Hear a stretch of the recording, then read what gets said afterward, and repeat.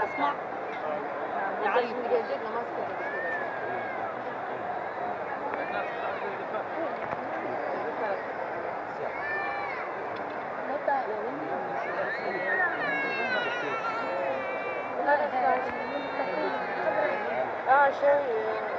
Arkası kapalı ya.